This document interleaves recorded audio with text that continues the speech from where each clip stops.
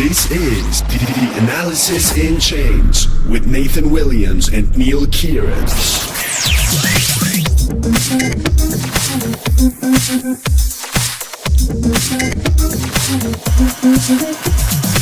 Welcome everybody to Analysis in Chains by CryptoNews.com, your daily source for all things crypto.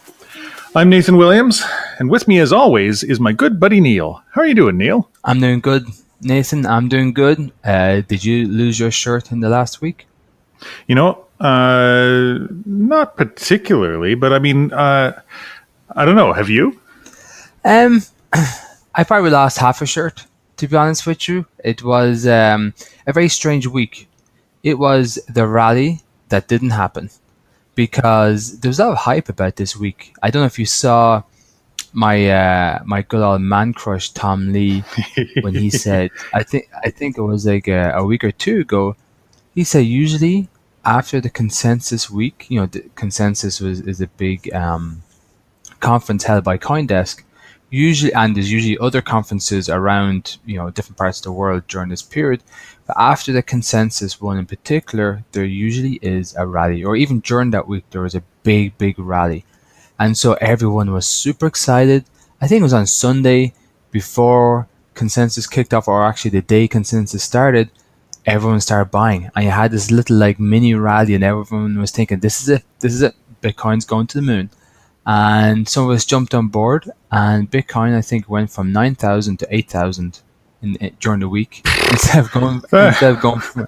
I eat falls like that for breakfast. I stir my tea with crypto winters of 10%. So it was a bit of a shock, I think, for a lot of people, and Tom Lee had to come out and say, well, okay, maybe this prediction didn't work out so well, but. Yeah, but I'm sure there's various factors. He's still pointing to the regulation as possibly a reason why it didn't take off. But the thing is that sometimes when you hype up a rally, if you say a rally is coming, usually it doesn't happen. And it's best to wait in the sidelines, I think.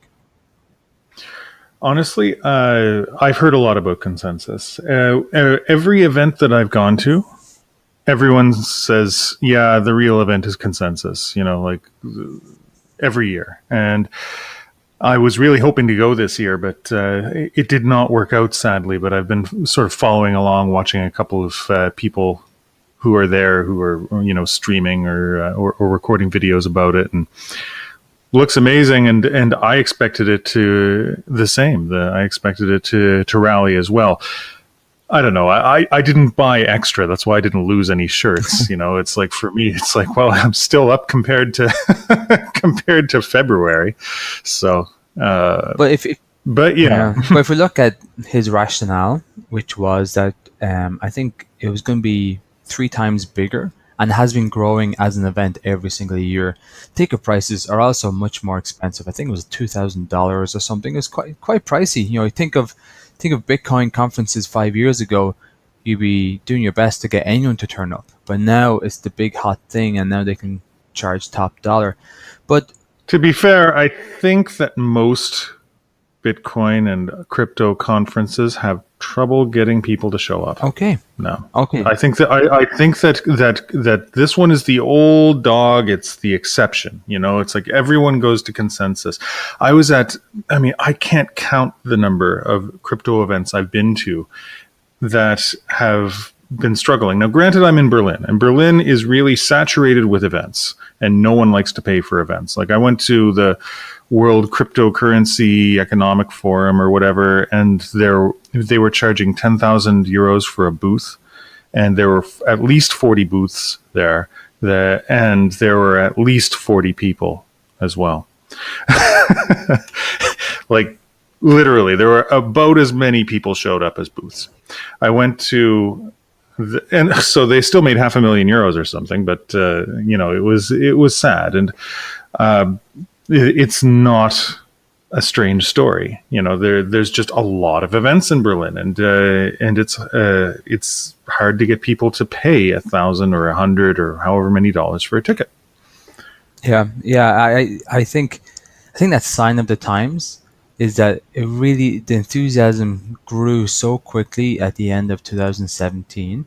It seemed that there would have been enough interest for all of these events, and maybe some cities need to scale back their events, and maybe I think maybe everyone or the whole industry may have to scale back, maybe just for a short period of time, because things got so hot so quickly that sure, and it's natural to have some sort of cooling of interest. And, we have to think back to 2017, okay, what helped inflate this bubble? And I think a big part of it was the ICO bubble itself, that people were hearing about how valuations were going up 1,000% in a week, and that in turn helped Bitcoin prices a lot. Now, what's happening in 2018 is it's a slightly different story. We still have a lot more ICOs coming in, but the most important story that people listen out for now is how is the development? How is the mainnet? How is the testnet? And I think once we start to see more products in relation to crypto, that's when we're going to start seeing more hype. Because at the moment, the only products out there really is the currency. Whether you have Ethereum or Dogecoin or Monero, like that is in a sense a product. But we have so many ICOs who are trying to develop their own blockchain. They're trying to develop another form of blockchain product. And I think once they become live as products, they start having real use applications, then we're going to start to see the hype return, because then it becomes more real again. Because all of the hype in 2017 was about potential. But once you start to see real problems being solved, even with just MVP, products, I'm sure that's really going to kick things off. Because remember, the thing about blockchain, it's like a decentralized world, and Bitcoin is almost like the universal token or universal currency to enter this decentralized world. So once the products start to build more and more in this decentralized world, more and more people will want Bitcoin, and with that, we should start to see the price increase. One thing I always, there's always a check in my mind about this, is that we are sort of in a Euro North America centric sort of bubble, right? And when I talk to people about, enthusiasm or investment or events or anything, everyone tells me Asia is still rocking. And I've had, our guest last week was talking about how Thailand looks really exciting now because they're introducing incentives to go there. I've had a number of people tell me that the events in Japan and in Korea and in Shanghai are just nuts compared to anywhere in Europe, or anywhere in North America, with the exception of perhaps Consensus. But I mean, that said, we still didn't see the giant rally that we expected, but it is important to keep that in mind, that by limitations of us being an English language broadcast and listening to English language news and following English language people, we may end up missing a whole area that is still very excited about crypto. Yeah, and I think what holds us back from realizing more has been a lot of the regulations in Asia in terms of buying and selling crypto. Because we have to remember, I think a lot of the pressure on Bitcoin and crypto prices really came into effect once China started closing down exchanges. And then we've South Korea pushing regulation as well. Like, that's two huge Asian markets. And then you have some exchanges in Japan had some big investigations as well. So I think you're completely right. I think the hype and energy around blockchain is probably more evident and more hot over in Asia, but it's not translating yet into, say, significant growth in prices. And I feel it's down to just the regulatory environment is still in flux. They're still trying to understand what's the best approach. And I think once they settle on something or settle on a format that keeps all parties happy, maybe we'll start to see a lot of the millennials in Asia really invest in crypto again. I was speaking at an event a couple of days ago. It was the release of a big report by GP Bullhound. They're an investment bank that did a crypto report, and I was very proud because my company MindSpider was featured in the report alongside big companies like Lisk and and like these giant funds, and here I am. But no, when I was there, it was interesting because their thought on the matter is that we're going to see more focus on like you said, on products, but also on security tokens.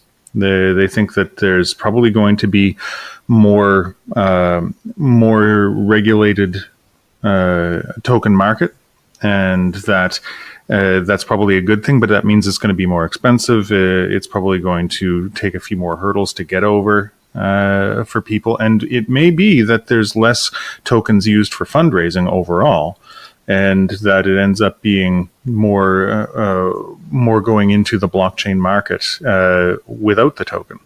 So, interesting thoughts. I'm not sure I agree with all of it, but you're definitely not alone in your thinking there, Neil. Yeah, well, it's nice to know I'm not alone. And that's the great thing about the internet. You find crazy people like me out there with equally crazy thoughts. One thing that I was thinking of, you remember when we had Bankera on the show back a while ago, and they took a lot of flack for doing a two-part ICO. They did an ICO, and then they were planning an SCO, right? Yeah. And they got really defensive about that. We're seeing more and more of that. And as the market matures and goes toward more products and things that have to scale over time, we were talking with Sweetbridge a while back. They they put 5 different tranches in their ICO at different valuations, and are going to be doing it over a longer period of time. And it's what's interesting about that is how traditional startups have worked, right? Where you raise a round of funding at one valuation, then you meet some milestones and develop, and then you raise another round at a different level of funding. And like Uber, they raised like 6 rounds of funding, eventually raising 50 billion. But it was milestones and growth. And I think as the market matures, we're probably going to see more and more that milestones are going to be expected, products are going to have to be delivered, and tokens are going to have to be sold in tranches. I think that's very, very interesting, that approach.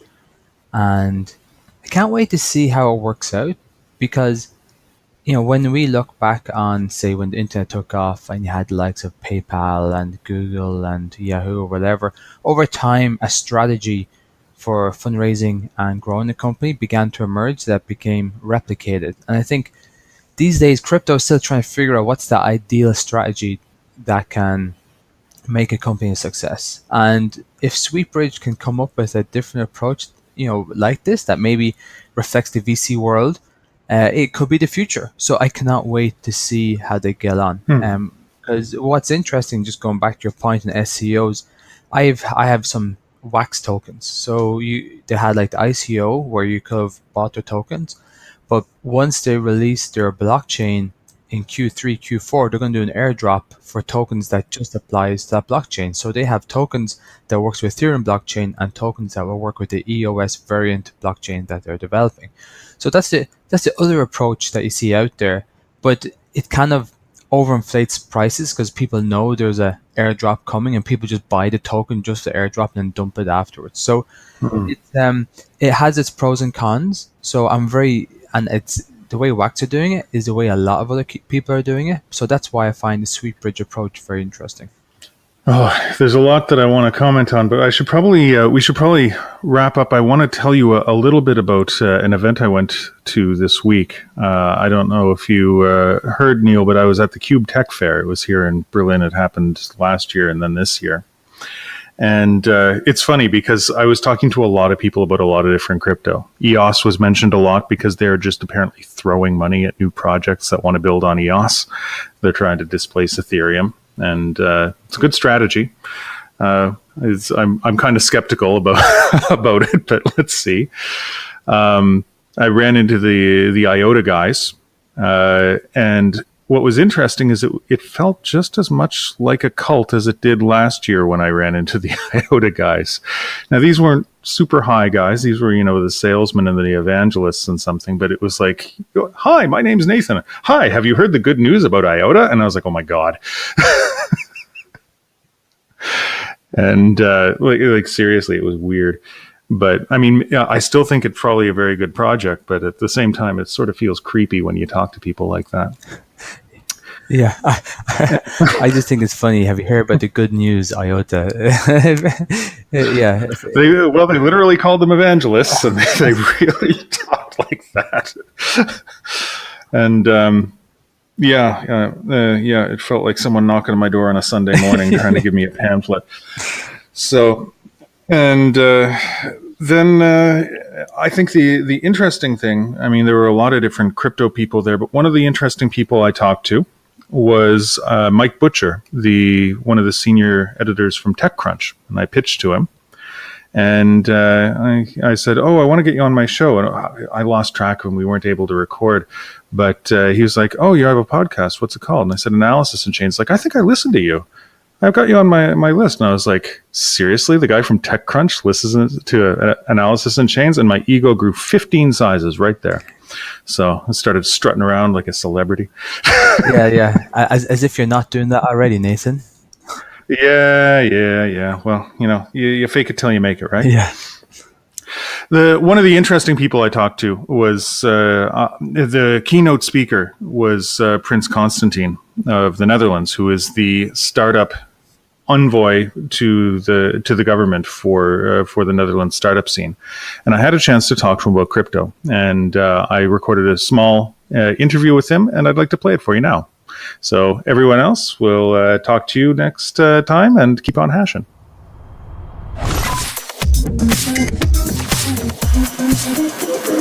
Nathan Williams here of Analysis in Chains. I'm standing with Prince Constantine of the Netherlands. Thank you for joining me. We're here at the Cube Tech Fair, and we had been talking a little bit about the blockchain world, or the crypto world, and how the government of the Netherlands is responding to it. And Constantine, correct me if I'm wrong, but you were telling me that there's a real difference in people's minds between cryptocurrency and blockchain. Is that right? Yes, well, actually, we're also trying to create that difference a bit, because the crypto, there's a lot of skepticism among politicians about, especially Bitcoin. Yeah. And we don't want all the potential of blockchain to be affected by some of the opinions on Bitcoin. So we actually we want to get government and politicians to understand better what the potential of the technology is. In your view, what is the main difference between cryptocurrency and blockchain that should be made? Well, I think that blockchain is an enabling technology for many applications also that are interesting for government, like identity and others. You don't, and so the view on Bitcoin really is that it's very speculative, and also in a sense, what is not understood is how it might replace currency, how it's competing with currency, and how the trust function works, and what the role of the central bank is. So our central banks and also the financial authorities are very cautious and sometimes critical, and that has a big impact on how politicians think about these things. And do you see people warming up to this idea of blockchain, even in the more traditional conservative government institutions in the Netherlands? Yeah, so the government has been very forthcoming in blockchain. We have about 30 different pilots through government with blockchain technologies, and we have the biggest blockchain hackathon in the Netherlands with 700 people competing. What's it called? So it's called, it's actually Dutch Chain. And, Dutch Chain? Yeah, well now I think the movement is called Blockchangers, and it's international now. We have 20 different nationalities there. And I think there were 2 members of government also present. So I think the whole potential of blockchain is now really being acknowledged. But then there's, on the other hand, is the financial market regulators are quite restrained in their views of the ICOs and cryptocurrencies in general. Do you see that Amsterdam is probably going to become a hub of blockchain development in the future, or for ICO projects to sort of host there? So we have a number of also quite considerable investors in the space, and yeah, absolutely. But I think it is very much of a global movement. So it's also connecting what's happening here in Berlin, what's happening in Switzerland, in Zug and Zurich, and obviously in the US. All right. Well, thank you very much for giving your opinion on that. What can we expect coming forward? What are some of the most prominent and interesting projects that are coming out of the Netherlands that we should be looking for? Well, the most prominent will be the IPO, so not the ICO, but the IPO of didnt beginning this summer, which is one of our main unicorns, and we've been expecting that for a long time, and I think it will be a great role model for other companies to actually stick in there and grow instead of sell out early. And they're valued at anywhere between 6 to 9 billion. So that will be quite a push, I think, for the whole startup ecosystem. I think so. Thank you very much, Prince Constantine, for coming on the show. Pleasure. And have a great rest of the Cube Tech Fair. Take care.